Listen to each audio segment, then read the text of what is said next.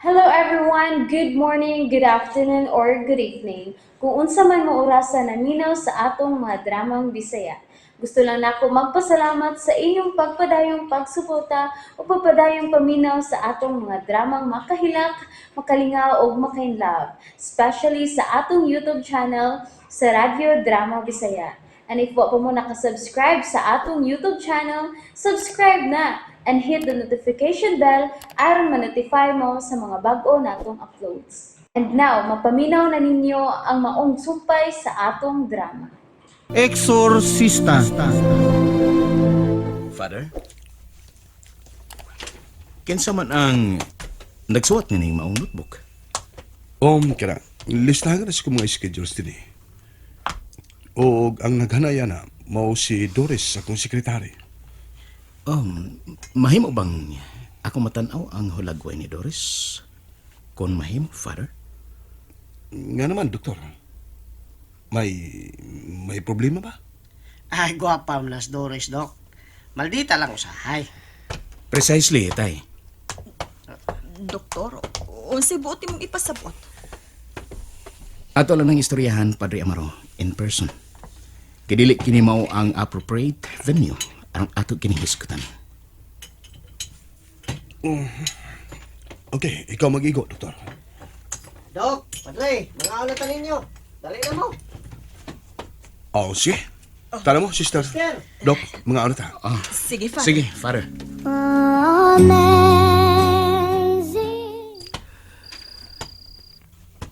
Karon nga, humanata sa atong pagpangaon, atong himuon ang evaluation sa maong phenomenon, Father Amaro.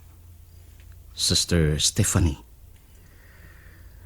Akong ihatag una ang akong general assessment sibo sa gipaambit nga kasinatian sa mga estudyante. Dunay nagka-trigger sa maong phenomenon, Sister Stephanie.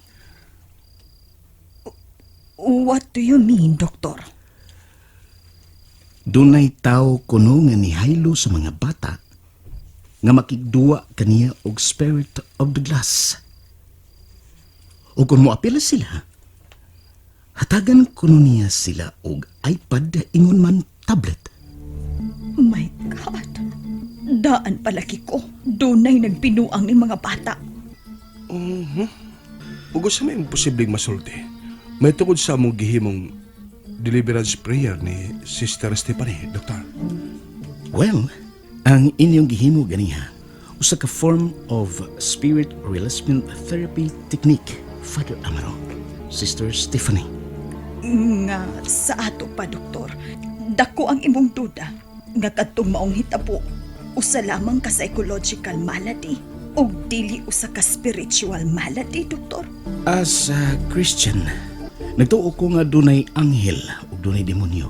Ingon nga psychologist, mahimong atong sabton ang maong phenomenon. Ingon nga usa sa mga paroxysmal forms of pseudo diabolic possession. O pinaagi na ini, nahimong epektibo ang deliverance session. Ingon nga usa ka matang sa spirit releasement therapy technique kon SRT. Mo ba? Kung wa ko masahip, doktor, gigamit kini ingon nga mga pumaagi sa pagtambal nitong mga sundao nga nagkasinati og battle neurosis. Di ba, doktor? Husto ka, Padre Amaro. Apan, dili maayo nga mo rely lang kita purely sa psychology, Father Amaro.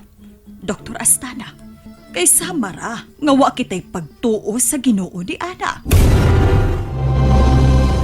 May punto ka, sister. Apan dili maayo nga atong i-underestimate ang contribution sa psychology kalabot ni ini.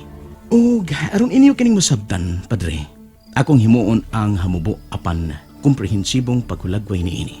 Ang spirit releasement therapy technique. Gihatagan og dakong pagtagad ang kalambigitan sa subconscious o gayon man ang kalambigitan ni ini sa spirit possession phenomenon.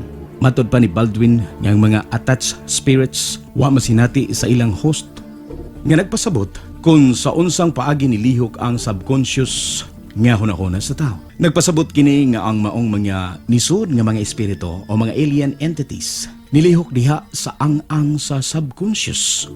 Matod pa ni Lloyd Auerbach, usa ka parapsychologist, way katinuan nga angayang ilang bigit ang hunahuna kalabot sa demonyo diha sa realidad nga wa magagikan sa id o sa subconscious. O gani si Carl Jung ang nipasidaan kanato sigun sa iyang pagtulunan kalabot sa archetypes. Ang pinakakuyaw mao nga kung gitugutan nato ang atong mga kaugalingon nga mahug sa madanihong impluensya sa atong mga archetypes, mahitabo kini kung ang mga larawan o imahin sa archetype ang wa hatagi o kaygayonan aron mamahimong mahigmata o mamahimong gawas nun nga mo resulta sa daw gipanuwayan nga kahimtang. Ang interesante mao ang kasagaran nga hinungdan nining maong panghitabo o gipanuwayan sama sa naghinubrang kakapoy, depresyon, drugas, paghambin sa mga negatibong emosyon, alcohol, ang nakapahimo nga idigwa sa unconscious ang bisan unsa nga dili na kaya niini. Sanglit ang host kung ang biktima ang dili makadawat niini ang nagtuo niya ang maong mga panghitabo linugdangan sa usa ka elemento nga anaa sa gawas. Pinasikad ning maong paghulagway ato nakita nga husto ang terminong demonyo nga gigamit apan dili kinikikan sa gawas kundi anaa lamang kini sa sud nato mismo, anaa sa unconscious states tao. Ang proseso sa spirit releasement therapy technique ang adunay kasamahan sa gihimo sa mga eksorsista diha sa paghimo sa ritual ginamit ang rituali romanum. Kini ang naglangkob ning mosunod. Pag-ila sa espiritu pinagis pagpangutana sa ilang mga pangan. Ikaduha, pagkikukabildo sa maong espiritu o sa mga espiritu. Ikatulo, pagpalaya sa maong espiritu o mga espiritu. Sa modernong panahon, gigamit kining maong proseso labi na sa pagtambal sa mga taong dunay mga balatian sa una-una o pagbati. Diin direktang gituki o gitambalan ang aktwal nga kondisyon sa dunay balatian. Maayo kayong pagkawatbat, doktor. Ang psychological nga pagpasabot sa spirit releasement therapy. Ang imong gihisgot nga ang maong hitabo kaniha, posibleng usa lamang sa mga paroxysmal forms of pseudo-diabolical attacks. Nganong nakaingon ka man? Kini tungod kay sibo sa akong obserbasyon kaganiha, nitukma ang mga sintomas nga naglambigit ining mosunod. Epileptic attacks, psychoneurosis, and hysteria. Mao nga nakita ninyo kaganiha ang mga bata nga nagsinyagitay o nagkurug-kurug, daw gipang patol. Sama sa ubang katitikan ang sitwasyon kaganiha, ilang gitawag ingon nga demonopathic hysteria madness kon DHM.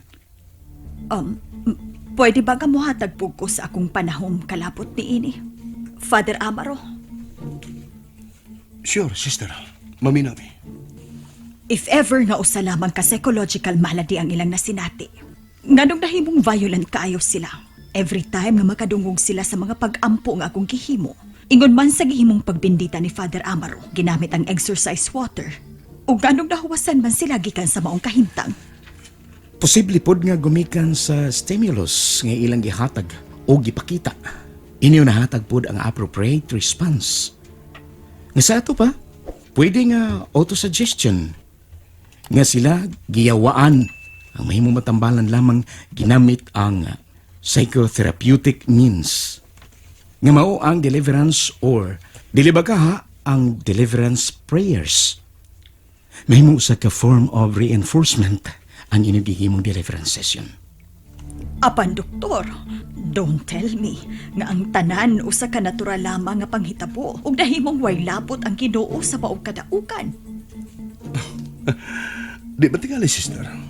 Suma sa gingon ni Dr. Kagarina, isip magtotoo o kristyano.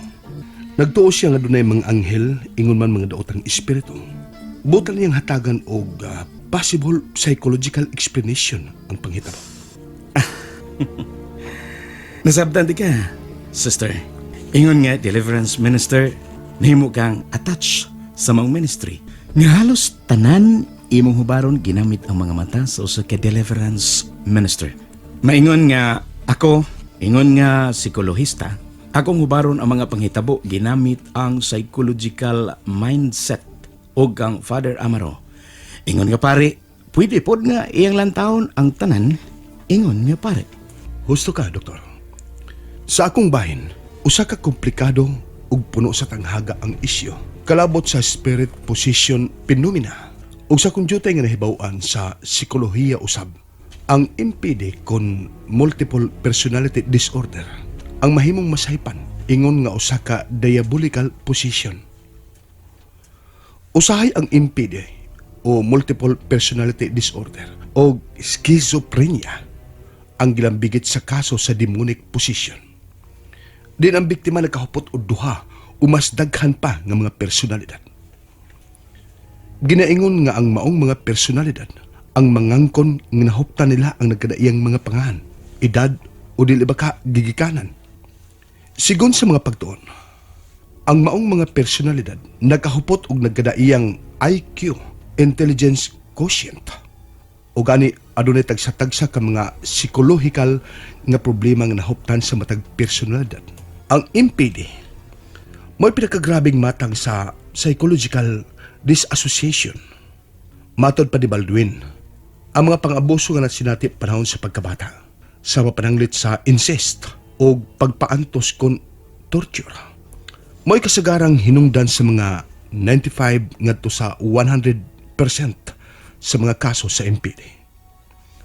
Ang trauma nga nasinati sa kagahapon mo'y gipakitang taras sa matag personalidad nga nakaapekto sa emotional mood sa biktima. Sigon sa usa ka pangidaron siyang kinabuhi, ngayang nasinati ang maong mga trauma. Sa laing bahin, ang schizophrenia lahi ra sa MPD. Kahimtang, kini din ang biktima nakaumulog usa ka disillusional thinking o psychotic symptoms nga moresulta og mga hallucinations sa dili pa himuon hanginanaling paghukom nga ang maong biktima nasudlan og daotang mga espiritu. Ang hinumduman nga ang dili mayong kasinatian nga nihaguman sa biktima siyang samarang kagahapon mo'y nakahaling sa mong kahimtang. O gani, ang eksorsismo posible nga magkagrabi pa hinuon sa kahimtang sa katao. Mao nga ang simbahan prudent ug maampingon kayo kalabot nini. Well explained, Father Amaro. Pwede ka nang mag-psychologist. Abot lang ka, Doktor. Pwede pod nga ikaw ang himuon nga direktor puhon sa Archdiocesan Office of Exorcism and Deliverance. Sister Stephanie. And that's it, everyone. Thank you for listening for today's episode. And don't forget to subscribe and hit the notification bell. Kita-kits sa sunod na episode. Bye-bye!